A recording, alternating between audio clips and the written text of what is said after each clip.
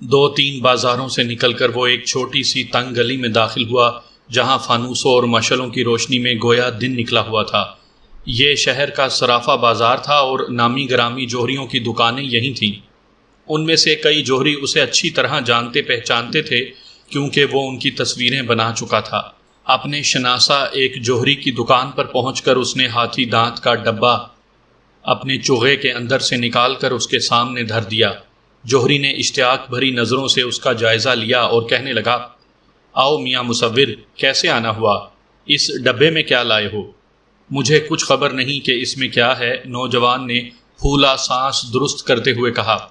آقائے تبریزی کے پاس ایک معزز مہمان تشریف لائے ہیں، یہ ڈبہ ان کا ہے اور وہ فرماتے ہیں اس میں جو کچھ ہے اس کی مالیت ایک کاغذ پر لکھوا کر لے آؤ۔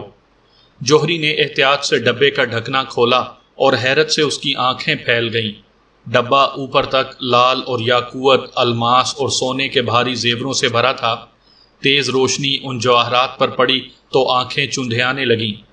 خدا کی پناہ، اس کی قیمت کا میں کیا اندازہ کروں؟ جوہری چلا اٹھا، میرا خیال ہے اعلیٰ حضرت شہنشاہ کے جواہر خانے میں بھی ایسے نادر اور نایاب پتھر نہ ہوں گے۔ بہرحال ان کی قیمت کا سرسری اندازہ کئی لاکھ روپے کے لگ بھگ ہوگا۔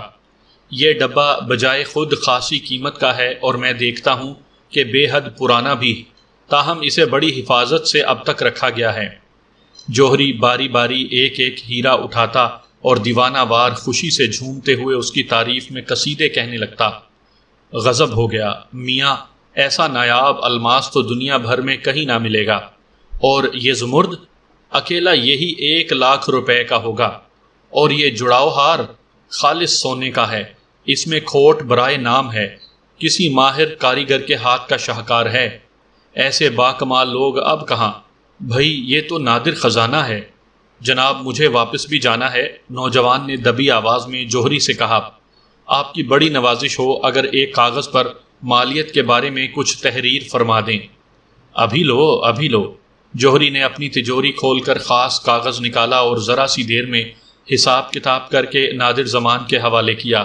نوجوان مصور نے احتیاط سے تمام زر و جواہر دوبارہ ڈبے میں ڈالے، اسے بند کیا، اپنے چوغے کے اندر رکھا اور سلام کر کے رخصت ہونے لگا۔ جوہری نے آہستہ سے کہا، دیکھو میاں، اگر اس مال کو بیچنے کا ارادہ ہو تو سیدھے یہیں آنا۔ میرا خیال ہے قیمت میں کچھ اور اضافہ بھی ہو سکتا ہے، میں دوسروں سے کچھ زیادہ ہی دینے کو تیار ہوں۔ جناب اس بارے میں کوئی فیصلہ آقائے تبریزی کے مقتدر و معزز ملاقاتی ہی فرما سکتے ہیں، جن کی ملکیت یہ جواہرات ہیں۔ میں تو صرف قیمت کا اندازہ کروانے حاضر ہوا تھا۔ جب وہ واپس حویلی میں پہنچا تو اس نے اپنے کمرے میں آقائے تبریزی اور صوبے دار جلال آباد کو محو گفتگو پایا۔ اس نے ڈبہ ادب سے پیش کیا، پھر جوہری کی تحریر بھی حوالے کر دی۔ صوبے دار نے بے پرواہی سے ڈبہ ایک طرف رکھ دیا، کاغذ پر نگاہ ڈالی اور اسے تبریزی کی طرف بڑھا دیا۔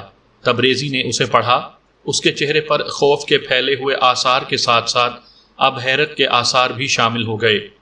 نادر زمان نے وہاں سے رخصت ہونے کی اجازت طلب کی، مگر تبریزی نے اسے وہیں ٹھہرنے کا حکم دیا۔ ظاہر ہے ایسے قابل اعتماد نوجوان سے کوئی بات چھپائی نہیں جا سکتی تھی۔ وہ ادب سے ایک جانب کھڑا ہو گیا۔ جناب والا، آپ نے ابھی تک ارشاد نہیں فرمایا کہ اس خادم کے غریب خانے تک زحمت فرمانے کی اصل وجہ کیا ہے؟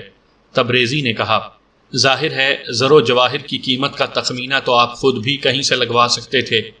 بے شک میرے آنے کی ایک خاص وجہ ہے تبریزی، صوبے دار نے کہا۔ نادر زمان نے دیکھا کہ وہ پلک جھپکائے بغیر تبریزی کو دیکھ رہا ہے اور اس کی نگاہوں میں عجب سحر کی سی تاثیر ہے۔ خود نادر زمان کو اپنی قوت ارادی سلب ہوتی محسوس ہوئی۔ بیان فرمائیے، میں ہماتن گوش ہوں۔ سنو، کوئی 4 ماہ پہلے کا ذکر ہے، تم ہماری جاگیر جلال آباد کے قریب سے گزرے تھے۔ بلا شبہ تم قصبے کے اندر داخل نہیں ہوئے، ورنہ ہمارے آدمی تمہیں فوراً ہم سے ملوا دیتے۔ ہم نے تمہاری تعریف سنی ہے اور جانتے ہیں کہ تم بہت پائے کے مصور ہو۔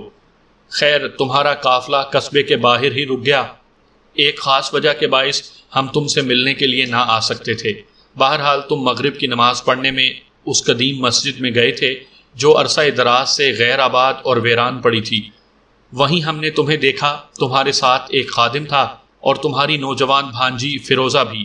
ہم نے فیروزہ کو دیکھا اور پسند کیا، وہ حسن و جمال میں یکتا ہے اور اس قابل ہے کہ کسی بڑے گھر میں بیائی جائے۔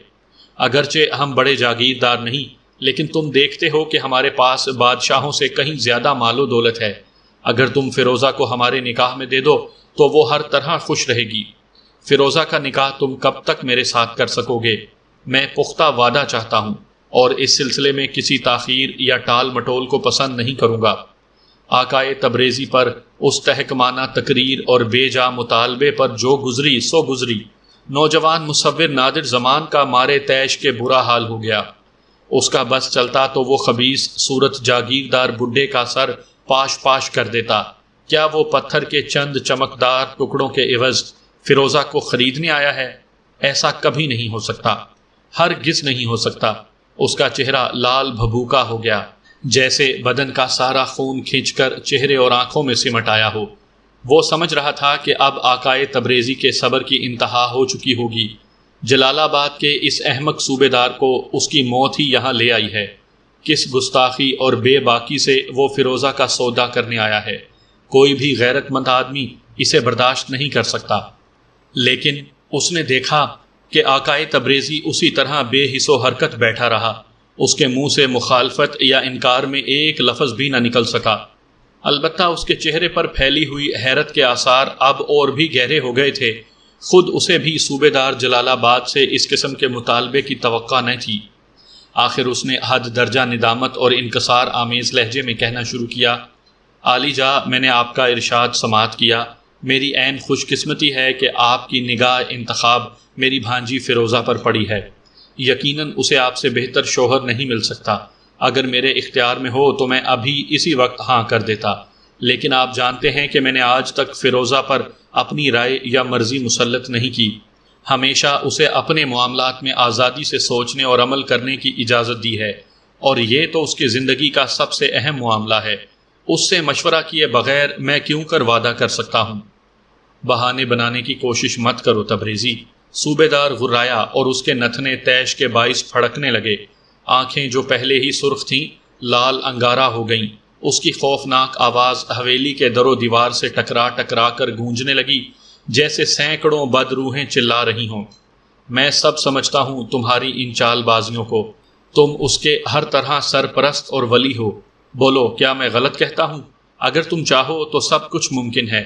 فیروزہ کو تمہارے حکم سے سرتابی کی مجال ہی نہیں ہو سکتی، اور مجھے فیروزہ پسند آ گئی ہے اور میں اسے حاصل کر کے رہوں گا۔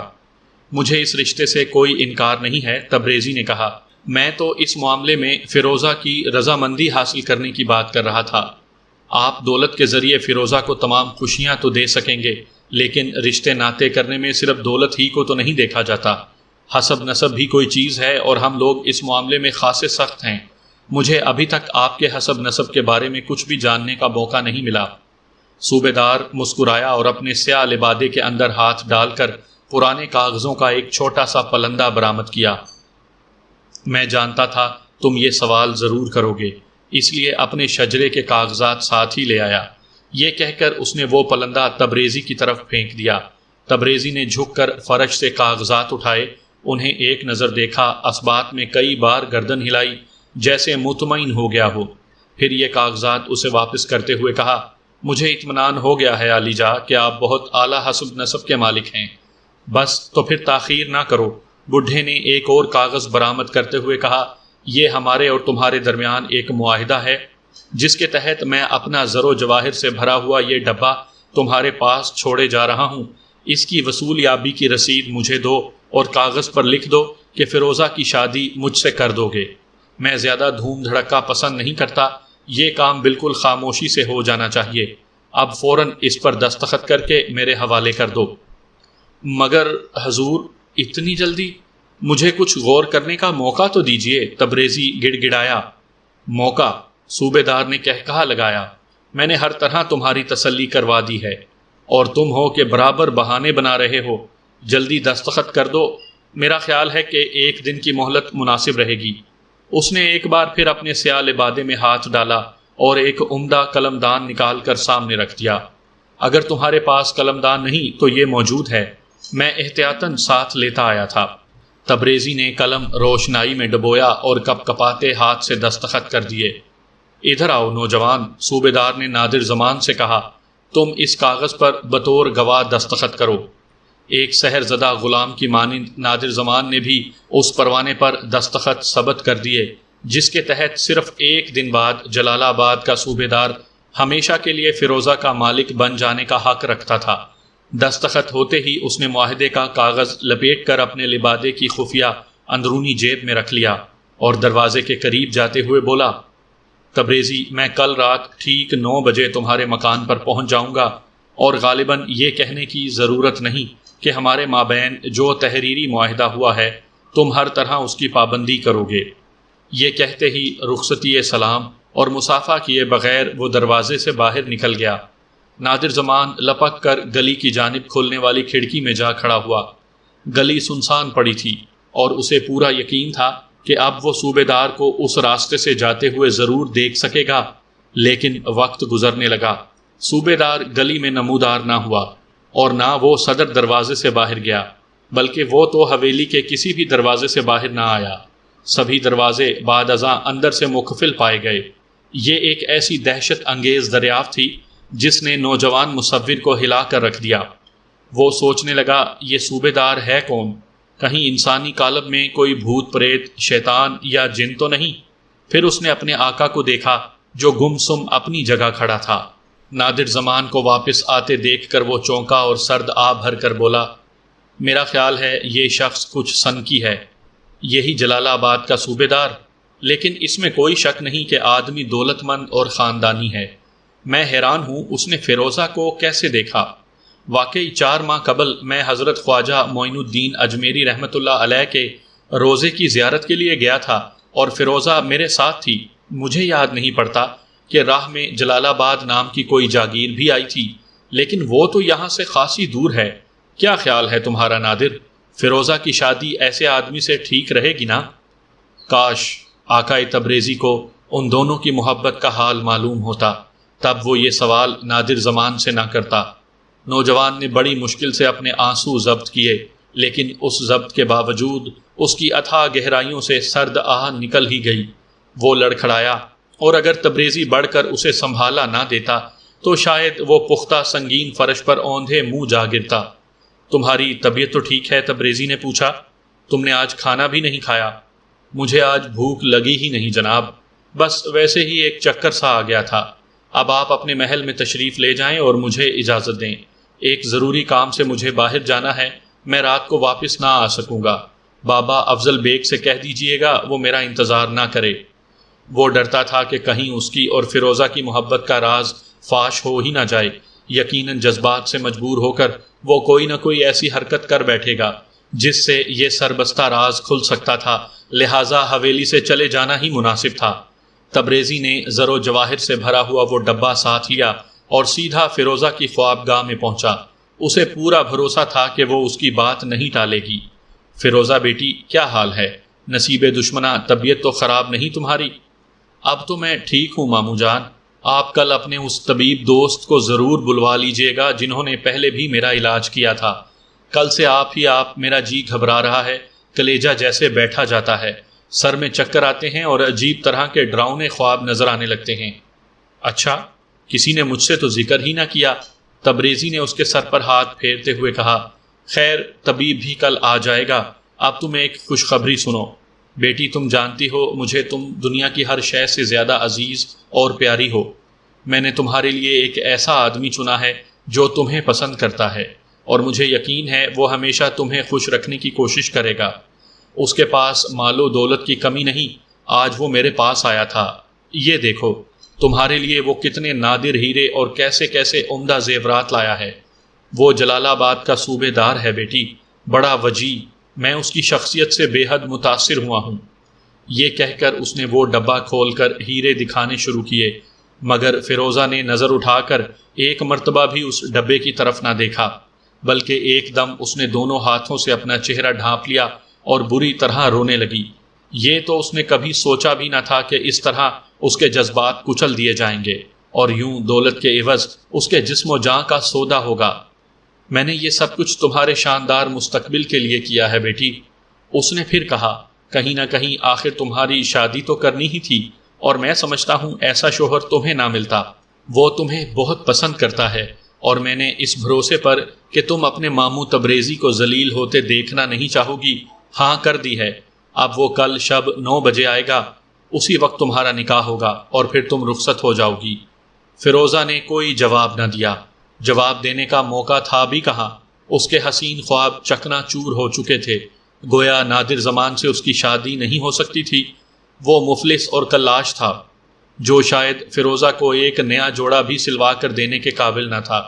مگر فیروزہ کو تو کچھ نہیں چاہیے، زیور، ہیرے، جواہرات، بیش قیمت کپڑے اور کسی علاقے کا جاگیردار یا نواب، اسے ان میں سے کسی سے ذرہ برابر بھی دلچسپی نہیں تھی۔ تبریزی نے اس کی آرزوؤں، امیدوں اور خواہشوں کا غلط اندازہ کیا تھا۔ اگلے روز بھی تبریزی نے وقت کا بڑا حصہ فیروزہ کو سمجھانے بجھانے اور مستقبل کی روشن تصویر دکھانے میں گزارا۔ لڑکی برابر گہرہائے اشک برسا رہی تھی۔ اس دوران اس نے ایک لفظ بھی منہ سے نہ کہا، نہ کچھ کھایا نہ پیا۔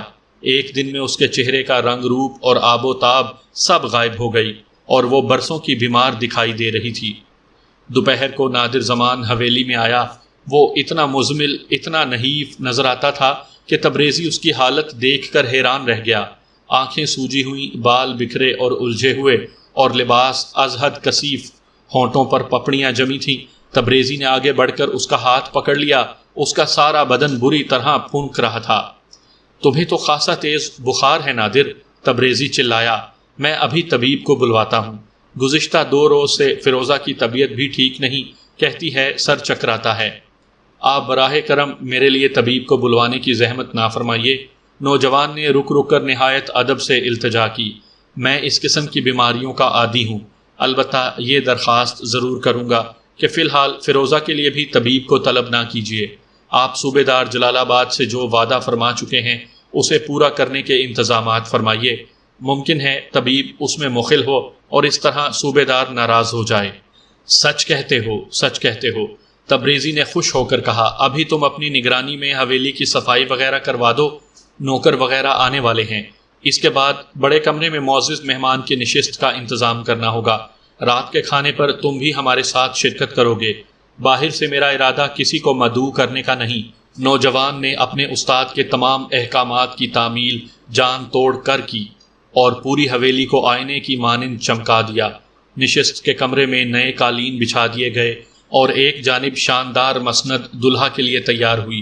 شاہی رکابداروں سے جلدی جلدی کئی کھانے پکوائے اور انہیں معزز مہمان کے آنے سے پیشتر ہی رخصت کر دیا گیا۔ 9 بجنے میں ابھی چند منٹ باقی تھے۔ حویلی میں اس وقت نکاح خواں قاضی، اس کے 2 شاگردوں تبریزی، بابا افضل بیگ اور نادر زمان کے سوا اور کوئی نہ تھا۔ قاضی سے طے پا چکا تھا کہ نکاح کی رسم ادا ہوتے ہی وہ تشریف لے جا سکیں گے۔ جوں ہی شب کے 9 کا گجر بجا، حویلی پر ایک ہیبت ناک سکوت طاری ہو گیا۔ شعلوں اور فانوسوں کی تیز روشنی کے باوجود ہر فرد ڈرا ڈرا سہما سہما نظر آ رہا تھا۔ یکا یک بیرونی دروازہ کھلنے کی آواز آئی۔ دونوں بھاری دروازے گڑ گڑاہٹ کے ساتھ الگ الگ ہوئے۔ پھر صحن میں قدموں کی آہٹ بلند ہوئی اور اگلے ہی لمحے نشست گاہ میں جلال آباد کا صوبے دار اپنی ساری آن بان لیے موجود تھا۔ حسب معمول اس کا لباس سر سے پیر تک سیاہ، ہاتھوں پر چڑھے ہوئے دستانے، جوتے اور جرابیں تک سیاہ۔ جو چھڑی اس کے دائیں ہاتھ میں تھی اس کا رنگ بھی سیاہ تھا۔ تبریزی لپک کر اس کے استقبال کو آگے بڑھا اور شاہانہ مسند پر لے جا کر بٹھا دیا۔ صوبے دار نے جوتے اتارنے کی زحمت بھی گوارا نہ کی۔ حقارت کی نظر سے دائیں بائیں دیکھتا ہوا مسند پر جا بیٹھا اور کرخت آواز میں بولا، تبریزی، میرے پاس زیادہ وقت نہیں ہے، فوراً نکاح کی رسم ادا ہونی چاہیے۔ بہت بہتر جناب، سب لوگ حاضر ہیں، اس نے نادر زمان کو اشارہ کیا۔ وہ دوسرے کمرے سے نکاح خواں اور اس کے 2 شاگردوں کو بلا لایا۔ انہوں نے آتے ہی معزز مہمان کو فرشی سلام کیا۔ قاضی صاحب نے نکاح کا خطبہ پڑھایا اور 1 لاکھ اشرفی مہر کے عوض فیروزہ کا نکاح صوبے دار جلال آباد سے ہو گیا۔ اس تمام عرصے میں صوبے دار نے ایک مرتبہ بھی پلک نہیں جھپکائی۔ ایسا لگتا تھا جیسے اس کی پلکیں مصنوعی ہیں اور ان میں جھپکنے کی حس ہی نہیں۔ ایک پراسرار سی ہیبت تمام حاضرین محفل پر چھائی رہی۔ نکاح کی رسم ادا ہوتے ہی اس نے لبادے میں ہاتھ ڈال کر چند اشرفیاں نکالی اور نکاح خاں کی طرف پھینک دیں۔ ایک بار پھر تسلیمات اور آداب کے مرحلے طے ہوئے اور قاضی صاحب اپنے شاگردوں کو لے کر رخصت ہو گئے۔ تبریزی دلہن رخصتی کے لیے تیار ہے؟ صوبے دار نے پوچھا۔ جی عالی جا، لیکن آپ کھانا تو تناول فرما لیجئے۔ نہیں، ہمیں بہت جلدی ہے، تم جانتے ہو جلال آباد یہاں سے خاصی دور ہے اور راستے میں ڈاکوؤں لٹیروں کا خطرہ بھی ہے، اس لیے ہم زیادہ تاخیر پسند نہیں کریں گے۔ حویلی سے باہر ہماری گھوڑا گاڑی ہے، فوراً دلہن کو ہمارے ساتھ کر دو۔ سامعین کرام، آپ سن رہے ہیں ایک خوفناک اور ڈراؤنی اردو کہانی آخری تصویر۔ یہ اس سلسلے کی قسط نمبر 2 ہے۔ مجھے امید ہے آپ کو میری یہ کاوش پسند آ رہی ہوگی۔ آپ نے اگر ابھی تک میرا چینل مائی وائس سبسکرائب نہیں کیا تو ابھی میرے چینل کو سبسکرائب کر کے بیل نوٹیفیکیشن آن کر لیجئے تاکہ آنے والی ہر نئی کہانی کی اطلاع بر وقت آپ تک پہنچ سکے۔ اب یہاں سے اس داستان کا وہ ہوش ربا آغاز ہوتا ہے جس کا علم میرے جد امجد ترکتاز خان کو خود نادر زمان کی زبانی ہوا۔ فیروزہ اور صوبے دار کی شادی سے نوجوان مصور کی دنیا ویران ہو گئی، لیکن آفرین ہے اس کے صبر و استقلال پر کہ اس نے ایک لفظ بھی منہ سے شکایت کا نہ نکالا۔ تبریزی خان بھی اپنی روزمرہ کی مصروفیات میں گم ہو گیا۔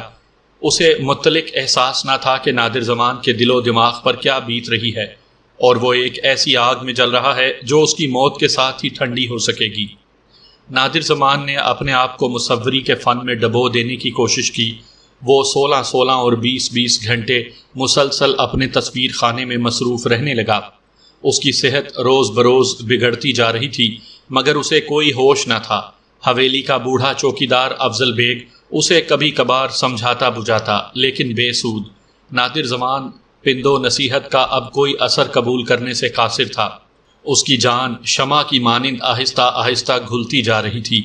وقت اپنی رفتار سے گزرنے لگا۔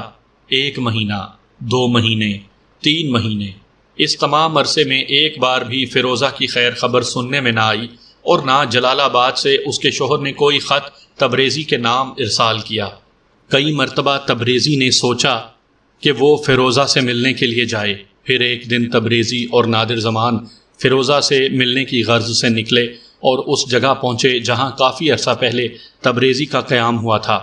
جب وہ اس جگہ کے قریب پہنچے تو تبریزی نے دیکھا کہ 2 سیاہ رنگ کے شاندار گھوڑے بندے چارہ کھا رہے تھے، اور کچھ فاصلے پر بہت نفیس ایک بگی کھڑی تھی۔ تبریزی نے فوراً پہچان لیا کہ یہ وہی گھوڑے اور وہی گاڑی ہے جو جلال آباد کا پراسرار صوبے دار شب کے 9 بجے اپنے ساتھ لایا تھا، اور اسی میں وہ فیروزہ کو سوار کر کے لے گیا تھا۔ دونوں نے اپنی اپنی تلواریں نیام سے کھینچ لی۔ ان کا خیال تھا شاید یہاں صوبے دار کے آدمی ہوں اور کوئی فتنہ فساد برپا کریں، مگر چند لمحوں بعد 70-80 برس کا ایک بوڑھا مکان کے اندرونی کھنڈر سے باہر آیا اور انہیں دیکھ کر کہنے لگا، آپ لوگ کون ہیں اور کیا چاہتے ہیں؟ مجھے صوبے دار جلال آباد سے ملنا ہے، بڑے میاں کیا آپ ان کا پتہ بتا سکتے ہیں؟ صوبے دار جلال آباد؟ بوڑھے نے حیرت سے کہا، میں نہیں جانتا وہ کون ہے اور کہاں رہتا ہے۔ تم جھوٹ بول رہے ہو، تبریزی چلایا، یہ گھوڑے اور گاڑی کیا اسی کی نہیں؟ جناب آپ اطمینان سے میری بات سنیں تو عرض کروں، بوڑھے نے کہا، براہ کرم یہ تلواریں نیام میں رکھ لیجئے، میرا کوئی ارادہ آپ سے جنگ و جدل کا نہیں، آئیے کمرے میں تشریف رکھیے۔ وہ انہیں ایک صاف ستھرے کمرے میں لے گیا جہاں چند مونڈھے پڑے تھے اور ایک جانب بستر لگا تھا۔ ان گھوڑوں اور بگی کی داستان بھی عجیب ہے جناب، بوڑھے نے بستر پر بیٹھتے ہوئے کہا۔ تبریزی اور نادر زمان اس کے قریب ہی مونڈھوں پر بیٹھ گئے۔ میرا نام زیغم ہے اور میں اس علاقے میں گزشتہ 50 برس سے آباد ہوں۔ ایسا عجیب و غریب واقعہ مجھے کبھی پیش نہیں آیا۔ یہ کوئی 1 سال پہلے کی بات ہے، سورج غروب ہونے ہی والا تھا۔ میرے بیٹے اور پوتے اس روز کسی تقریب کے سلسلے میں جلال آباد گئے ہوئے تھے اور میں یہاں تنہا تھا۔ اس علاقے میں سورج غروب ہونے کا منظر بہت حسین ہوتا ہے اور میں اسے بڑے شوق سے دیکھنے کا عادی رہا ہوں۔ چنانچہ ٹہلتا ٹہلتا میں اپنے مکان سے ذرا دور اس سڑک پر نکل آیا جو سیدھی جلال آباد کو جاتی ہے۔ ابھی میں شفق کے سنہری، نارنجی اور سرخ رنگوں میں گم تھا کہ میں نے کچھ فاصلے پر گھوڑوں کے دوڑنے کی آواز سنی۔ ہر آن بڑھتے ہوئے اندھیرے میں مجھے ایک شاندار گھوڑا گاڑی دکھائی دی جو اسی سڑک پر آ رہی تھی۔ اس میں سیاہ رنگ کے 2 قد آور اور بے حد قیمتی گھوڑے جتے ہوئے تھے۔ گاڑی کا رنگ بھی سیاہ تھا۔ دیکھتے دیکھتے گاڑی میرے قریب آ کر رک گئی۔ گھوڑے پسینے میں نہا رہے تھے اور پتہ چلتا تھا کہ بہت دور سے آ رہے ہیں۔ کوچوان کی نشست پر ایک سیاہ لبادہ پہنے، ہاتھوں میں لمبا سا چابک تھامے، ایک ادھیڑ اور بھاری مضبوط جسم کا آدمی تھا۔ وہ چھلانگ لگا کر نیچے اترا۔ پہلے اس نے دونوں گھوڑوں کی پشت اور گردن پر باری باری ہاتھ پھیرا۔ میں نے دیکھا گھوڑے نامعلوم دہشت سے کانپ رہے تھے۔ پھر اس کوچوان نے گاڑی کا دروازہ کھول کر ہاتھ اندر بڑھایا اور چند لمحے بعد ایک حسین و جمیل نازنین کو سہارا دے کر باہر نکالا۔ میں نے ایسی خوبصورت عورت زندگی میں کبھی نہیں دیکھی۔ وہ عروسی جوڑا پہنے ہوئے تھی، لیکن یہ دیکھ کر مجھے از حد تعجب ہوا کہ وہ زار و قطار رو رہی ہے۔ فیروزہ، میری فیروزہ، تبریزی نے کہا، اور اس کی آنکھوں سے ٹپ ٹپ آنسو گرنے لگے۔ مجھے معاف کر دینا فیروزہ، میں نے تم پر بڑا ظلم کیا۔ کیا وہ لڑکی آپ کی کوئی عزیزہ یا بیٹی تھی؟ بوڑھے زیغم نے پوچھا۔ ہاں، وہ میری حقیقی بھانجی تھی۔ میں اسی کی تلاش میں مارا مارا پھر رہا ہوں، تبریزی نے فرتے غم سے نڈھال ہوتے ہوئے جواب دیا۔ جس شخص کو تم نے دیکھا وہی اپنے آپ کو جلال آباد کا صوبے دار کہتا تھا، اور میں نے اپنی بھانجی کی شادی اس سے کر دی تھی۔ خیر، تم آگے سناؤ، پھر کیا ہوا؟ لڑکی اس کے پنجے سے آزاد ہونے کے لیے ہاتھ پاؤں مارنے لگی اور اس کے رونے کی آواز مزید بلند ہو گئی۔ مجھ سے رہا نہ گیا۔ میں نے آواز دے کر کہا، کون ہو تم اور اس بیچاری سے ایسا سلوک کیوں کر رہے ہو؟ جواب میں اس شخص نے اس زور سے تماچا میرے منہ پر مارا کہ میں الٹ کر زمین پر گرا، اور پھر مجھے تن بدن کا کچھ ہوش نہ رہا۔ آنکھیں کھلیں تو میں ابھی تک اسی جگہ پڑا تھا۔ آسمان پر تارے جھلملا رہے تھے اور تھوڑی دیر بعد پچھلے پہر کا چاند بھی نکل آیا۔ میں نے گردن گھما کر دائیں بائیں دیکھا۔ آپ لوگ میری حیرت کا اندازہ نہیں کر سکتے جب میں نے سیاہ گاڑی اور ان دونوں گھوڑوں کو اسی مقام پر کھڑے پایا۔ خدا جانے وہ پراسرار کوچوان اس معصوم صفت لڑکی کو لے کر کہاں غائب ہو گیا تھا۔ اس کے تماچے کی ضرب سے میری گردن اور جبڑا بری طرح دکھ رہا تھا۔ قصہ مختصر، میں اٹھ کر گاڑی کے قریب گیا اور کھلے دروازے سے اندر جھانکا۔ اس میں کوئی نہیں تھا۔ پھر میں نے گھوڑوں کی باگ پکڑی اور انہیں گاڑی سمیت اپنے مکان پر لے آیا۔ یہ ہے وہ داستان۔ آپ نے گھوڑے صحن میں بندھے دیکھے ہوں گے، گاڑی بھی وہیں موجود ہے۔ وہ دن اور آج کا دن، میں اس شخص کا منتظر ہوں جو اپنی گاڑی اور گھوڑے چھوڑ کر نہ جانے کہاں چلا گیا۔ میرے بیٹے اور پوتے واپس آئے تو میں نے انہیں سارا قصہ سنایا۔ انہوں نے میلوں تک ایک ایک کھنڈر اور ایک ایک کونا کھدرا دیکھ ڈالا۔ نہ اس لڑکی کا کہیں پتہ چلا، نہ اسے گھسیٹ کر لے جانے والے کا۔ اس داستان سے تبریزی اور نادر زمان دونوں پر بڑا عجیب اثر ہوا۔ ایک کی آنکھیں تر تھیں، دوسرے کی خشک۔ ایک فیروزہ کا سب کچھ تھا اور دوسرا کچھ بھی نہیں۔ ایک کا غم ظاہری تھا اور دوسرے کا باطنی۔ جب وہ واپس عالی شان حویلی میں پہنچے تو اندو و علم سے ان کی حالت مردوں سے بھی بدتر تھی۔